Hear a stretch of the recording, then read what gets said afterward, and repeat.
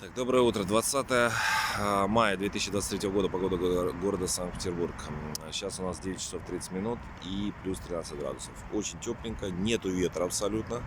Поэтому я даже, честно говоря, жалею, что я одел курточку. Вообще супер. А солнце еще вообще и жарит.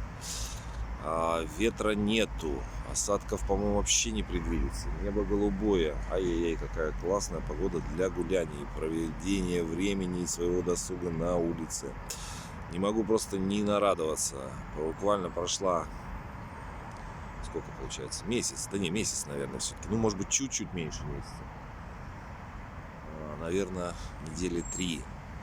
И я просто вообще в шоке, насколько все расцвело. Уже травы столько. Вот я просто показываю парк, да. Ну, блин, вообще обалдеть. Обалдеть. Ну, тут ели, это понятно, не круглый год. Все в зелени. Все. Вообще. Вот супер, а.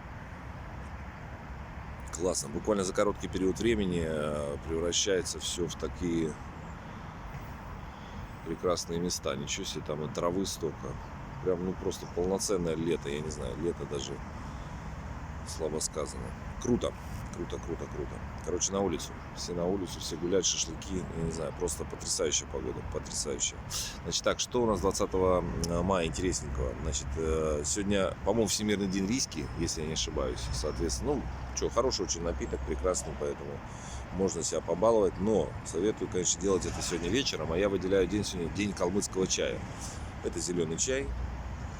Мне кажется, вот его, если весь день попить сегодня, то можно как бы прикоснуться к прекрасному. Ну а вечером уже, конечно, можно и рюмочку вкусить прекрасного напитка, как виски. Вот, как говорится, в завершении дня. Поэтому всем хорошего дня, все на улице, до свидания.